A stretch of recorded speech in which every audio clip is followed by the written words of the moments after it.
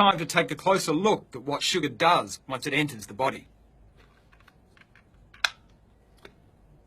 This is the actor Brenton Thwaites. He's very kindly volunteered his body for the following demonstration.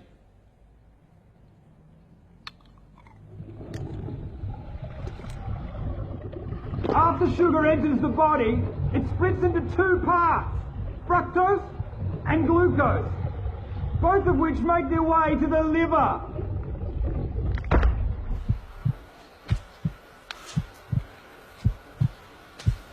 Now, once in the liver, the glucose is dealt with efficiently.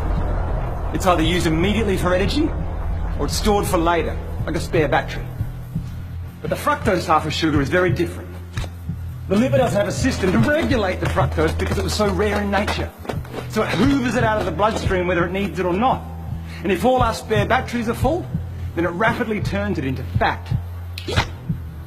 Some of that fat is going to stay in the liver, and you're going to have increased risk for insulin resistance and diabetes. What also happens is that this fat in the liver is then sent out into the bloodstream as triglycerides, which can lead to excess weight, plus blocked arteries and heart disease.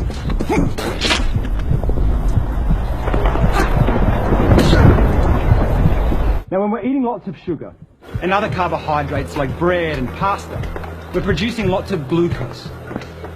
A hormone called insulin is released, which is like a key that helps to open our cells' doors so they can absorb all the glucose, remove it from the bloodstream, and burn it for energy.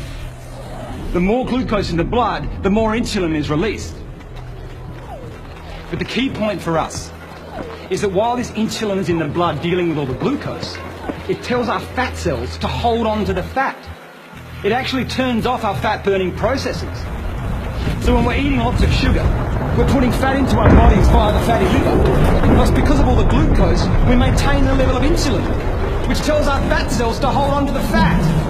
We can't burn off fat when insulin is around dealing with all the sugar.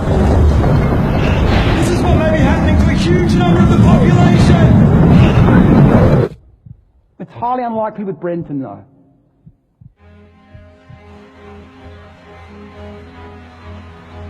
The issue that we're talking about is that there are these chronic diseases related to obesity and diabetes, heart disease, many cancers, gout, hypertension, high blood pressure, possibly Alzheimer's disease.